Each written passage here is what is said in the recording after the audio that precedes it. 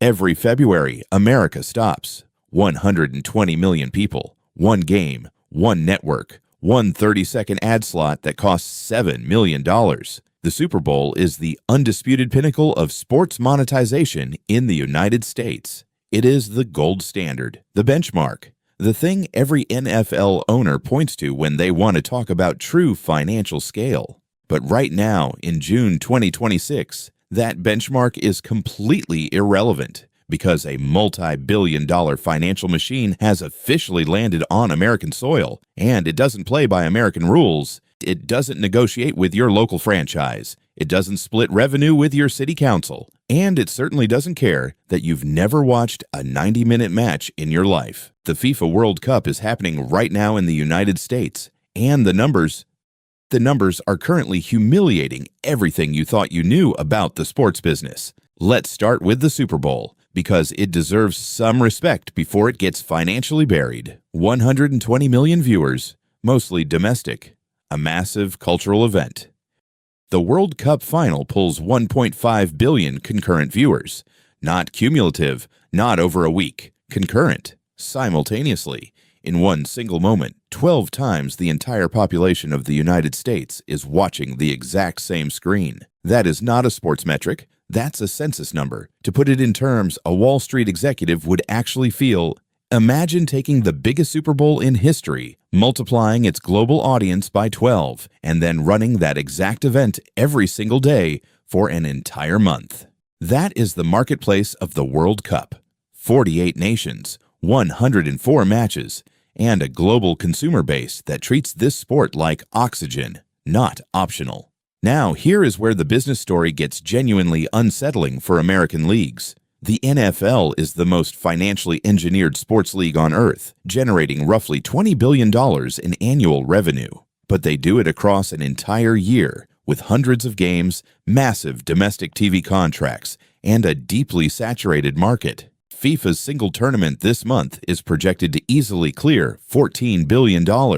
Some estimates say it will clear 20. Think about the mathematical velocity of that cash flow. $20 billion in 4 weeks from one single tournament. Controlled by a sports cartel that does not own a single stadium, doesn't pay a single player salary, and operates with almost zero overhead.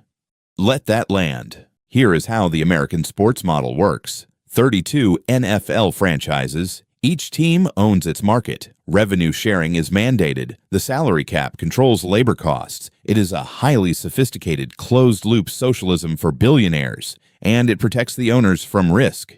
FIFA operates nothing like this. FIFA is not a league. It is a sovereign extraction vehicle.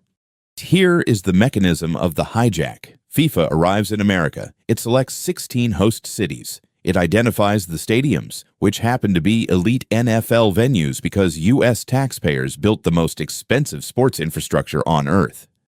Then FIFA dictates terms that would make a venture capitalist sweat. FIFA captures 100% of premium ticket revenues from these matches. Suite revenue, gone. Club seat revenue, gone. Luxury hospitality packages, wired directly to Zurich. Broadcast rights, FIFA owns them globally, slicing the planet into 200 different territories and selling them to the highest bidder. Sponsors, FIFA sells them. Merchandise inside the stadium, FIFA. But here is the hidden clause nobody talks about, the tax exemption. As part of the host agreement, FIFA demands complete immunity from local, state, and federal taxes on their profits. And that means billions of dollars move out of Miami, Los Angeles, and New York completely tax-free. Meanwhile, what does the host city get? They get the bill.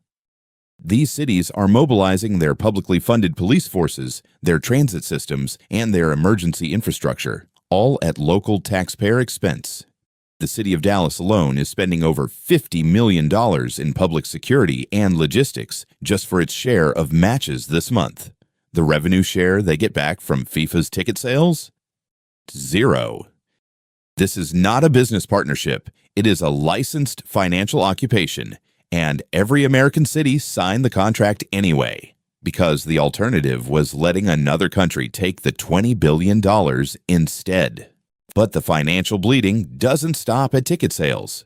It gets physical. NFL mega stadiums are not built for soccer. They are optimized for a narrow, rectangular gridiron field surrounded by highly profitable luxury sidelines and concrete structures designed to keep the crowd as close to the quarterback as possible. FIFA has strict, non-negotiable field dimensions. They require wider pitches and real, natural grass. This creates an unprecedented engineering nightmare. Most elite U.S. stadiums use artificial turf. FIFA bans it. Jerry Jones' AT&T Stadium in Dallas, the crown jewel of NFL luxury, had to undergo massive structural modifications just to comply. Billion-dollar concrete structures were surgically altered. Multi-million-dollar grass systems were laid over concrete. But since it's a closed dome, they had to install specialized grows light systems and vacuum ventilation underneath the floor just to keep the grass alive for 4 weeks. MetLife Stadium in New Jersey, host of the upcoming World Cup final, had to remove thousands of prime revenue-generating seats in the lower corners just to make the field wide enough for FIFA's field rules. The total cost of these stadium modifications across the U.S. runs deep into the hundreds of millions of dollars. The stadiums paid for it. The NFL owners paid for it. The cities subsidized it. FIFA's financial contribution to changing the infrastructure, minimal. This is a billionaire turf war being fought inside American stadiums, and the side with all the leverage isn't American. So why isn't Wall Street furious about this extraction? Because Wall Street is using this tournament as a buying signal. Smart money isn't buying NFL franchises anymore. Supply is locked and appreciation is capped by the league's rules. They are buying soccer. American private equity giants like Redbird Capital, Silver Lake, and Clear Lake are aggressively acquiring European soccer clubs. They see a global market of 5 billion fanatical consumers with zero salary caps and unlimited international upside. The World Cup in America this month isn't just a tournament. It's a massive sales pitch for the sport's global earning power. And behind closed doors in NFL boardrooms, a terrifying conversation is starting. Several billionaire stadium owners are already talking to FIFA about permanent international soccer arrangements, long-term corporate contracts that don't include the NFL, which leaves American sports with one very dangerous question. If FIFA can walk into the United States, extract billions from its best stadiums, and out-monetize the NFL on its own turf, what happens when they decide to never leave? That answer is the next video.